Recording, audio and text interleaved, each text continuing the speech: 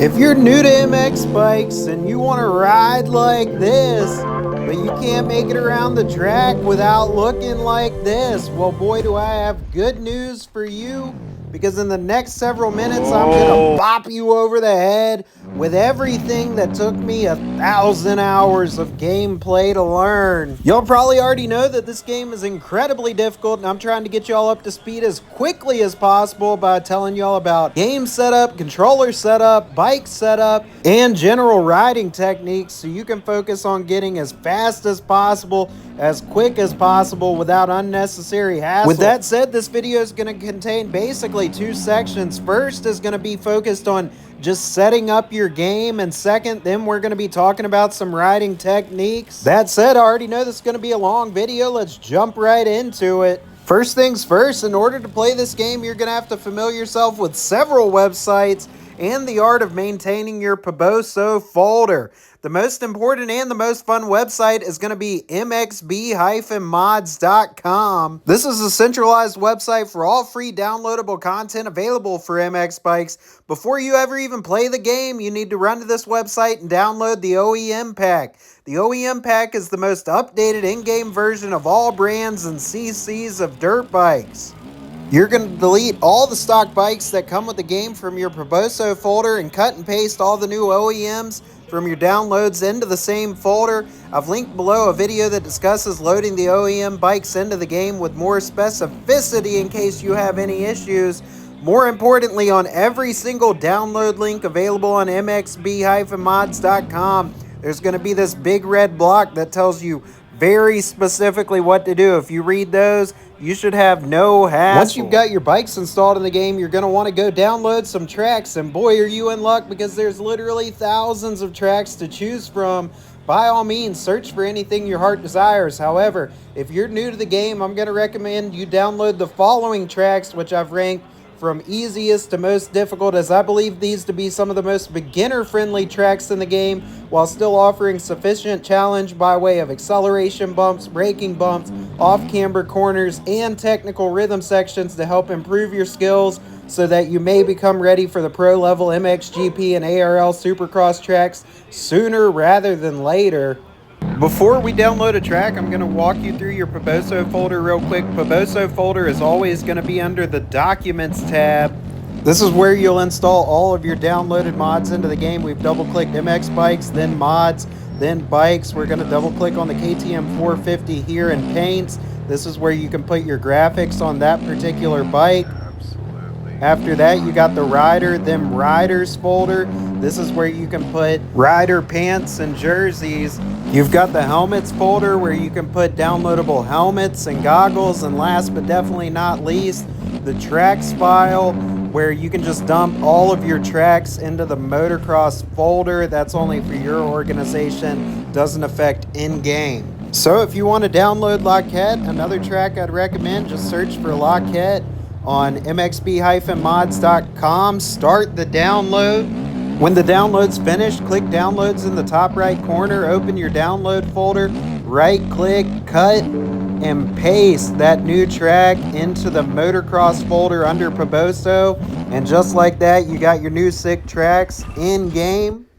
Once you've learned how to install your tracks and gear, there's 3 more websites you're going to want to familiarize yourself with. First, mxbikes-shop.com. This is where you're going to get your paid-for mods in-game, such as the ARL 2025 AMA Supercross track pack. Next, you're going to want to go to mxb-rank.com. This is where you can join ranked public lobbies, where the website keeps track of your progress in those lobbies, moving from bronze all the way up to champion and beyond. Once you've reached platinum or so on mxb-rank.com, you're probably ready for the last website, mymxb.com, and this is where you can join season-long league tournaments. Next up, it's going to be very important to dial in your controller settings. If your controller settings are not correct, you're going to have an awful time trying to get comfortable on this game. I'm going to recommend you just copy the settings as I'm showing you here. And I want to talk about 2 things in particular. First, direct lean is how quickly your bike is going to snap back to vertical when you finish turning. You actually want your direct lean as close to 100 as you feel comfortable with. so that your bike turns when you turn the stick and your bike goes straight when you don't turn the stick. The second one I want to talk about is you'll notice that I'm shifting up by clicking the right stick down and down by clicking the left stick down. I've experimented with a lot of different shifting techniques on a lot of different racing games. Simple fact of the matter is your left thumb and right thumb are never going to leave the left and right sticks respectively while you're playing. So it's going to be most comfortable and easiest to shift just by clicking those sticks in. Unless you have paddles on your controller, you may want to route your shifting to the paddles. One last thing before we play the game, I'm going to bless y'all with some bike setups right here. I'm going to recommend you play the Husqvarna 250, roughly 100 to 250 hours of in-game playtime until you switch to the KTM 450. If you find it really difficult to switch from the 250 to the 450, the Suzuki kind of sucks on this game, so that could actually be a good intermediate point between the 250 and 450. Then again, there is always the KTM 350. Nonetheless, copy this setup for the Husqvarna 250 and copy this setup for the KTM 450. Go ahead and save those. You can name them Carrot Told Ya. And now that we got all our controls set up, settings, and downloadable content dialed in and ready to go, it's time to play the game. First things first, the first corner is the only place on the track you can pass every single rider in a lobby in one swift motion. So we're going to talk about the art of the hole shot. For your hole shots on this game, I'm going to advise you sit down, lean forward so you don't loop out, click up to second gear, get on the rev limiter while holding the clutch, and dump the clutch as soon as the gate drop. You've done it successfully. Should look something like this. Okay, I'm actually in first. Next up, we're going to discuss the art of sitting and standing, and I do mean art because there's not necessarily a correct or incorrect way to do it. Everybody does it different, but some people are better than others. If you're very, very new to the game, you may want to use automatic sit just a little bit while you get used to the controls. However, you're going to be handicapping your riding ability long term if you use automatic sit, because you're smarter than a computer and the AI may sit or stand when it's less than opportune, forcing you to crash unnecessarily. The next thing to note is that the meta right now is actually to stand in corners, especially on a lot of these outdoor tracks. There's so many moguls in the corners, you can't really sit through them anyway. You're just going to be bouncing. So if you're mostly standing in corners anyway, the hypercritical function of the sit button is going to be to scrub height and speed off jumps. Watch here as I hit this small triple exiting the rhythm section. I sit just briefly before the jump. As soon as I'm in the air, I stand back up, catch backside on the exit, and keep ripping. This next straightaway has two really big triples and then a relatively small triple, so you're going to notice that I sit before this third lip right here. Then for this really steep supercross triple lip on the next straight, we're actually going to scrub the jump by sitting and turning and leading the rider in one direction, and then leaning and turning the opposite direction to get the rider back upright vertically. Whereas scrubbing is going to shave height and distance off your jumps, you're also going to want to know how to seat bounce if you need a little bit more hang time or distance to make it over a huge triple. In order to seat bounce, all you need to do is sit during the flat as you approach a lip and then stand at the very tip of the lip, again popping you a little extra high, a little extra far if you just need a little more distance to make it over that jump. Obviously, if you're in the air, your back wheel's not touching the ground, which means you don't have any torque to the ground, which means you're not accelerating. So you're not going to want to seat bounce a whole ton, just as necessary to get around the track.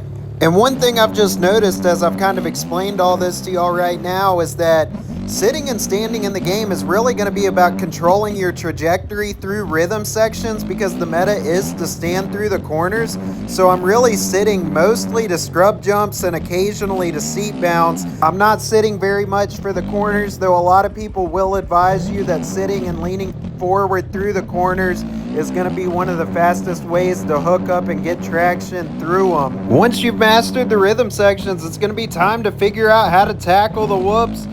Now, I will say this is going to be one of the most difficult parts of the entire game. As you see, I'm still learning.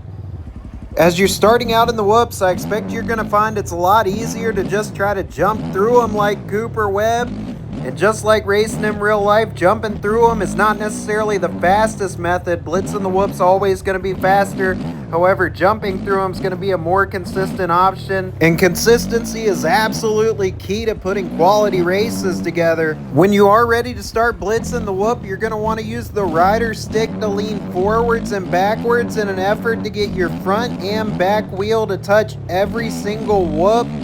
When you skip a whoop with your front tire, you're going to end up in danger. If you skip a whoop with your back tire, that means you're not getting torque on the ground. Either way, likely to result in a catastrophic error. Because torque is so important in the whoops, you're going to find that the 450 actually gets through the whoops a good bit easier than the 250 does. And because torque is so important in the whoops, you're going to notice I'm clicking up gears right as I enter the whoop.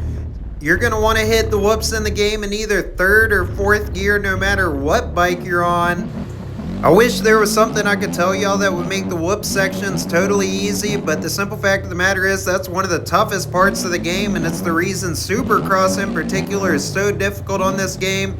Nonetheless, there's no substitute for seat time, so just get out there and you'll get it figured out soon enough and in line with keeping the rider weight centered through the whoops. And one of the last things I want to talk about is the usefulness of the right stick throughout the entire duration of any track. When I began making this video, I asked my buddy Wilmot, who's relatively newer at the game, if there's anything he wished he had learned earlier, and he said that he wished that he knew that he needs to be using the right stick at pretty much all times around every track on the game. He didn't realize that you should be leaning basically all the time. In particular, the lean is super important for corners. In general, I'm leaning back as I enter a corner so the front end doesn't wash out, but as you start to enter the apex of the corner, I switch to leaning forward. That's going to help with your power delivery upon the exit, ensuring you don't slide out.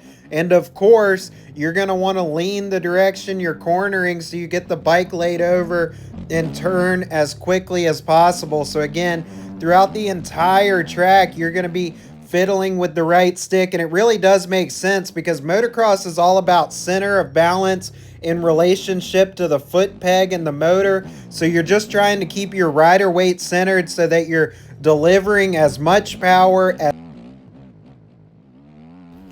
And the final piece of advice I have for you all is to get tapped into the community. Start out by joining the ranked servers, maybe run some tournaments, download Discord, make some buddies who play the game so you can chit chat back and forth. Shoot me in a DM on Instagram if you want to join the Carrot Patch Discord server. Consider reaching out to various suspension companies and track builders so they can help make the game totally customizable and sick for you.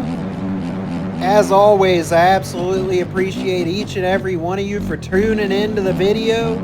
I look forward to catching you on the next one very, very soon. Till then, peace, y'all.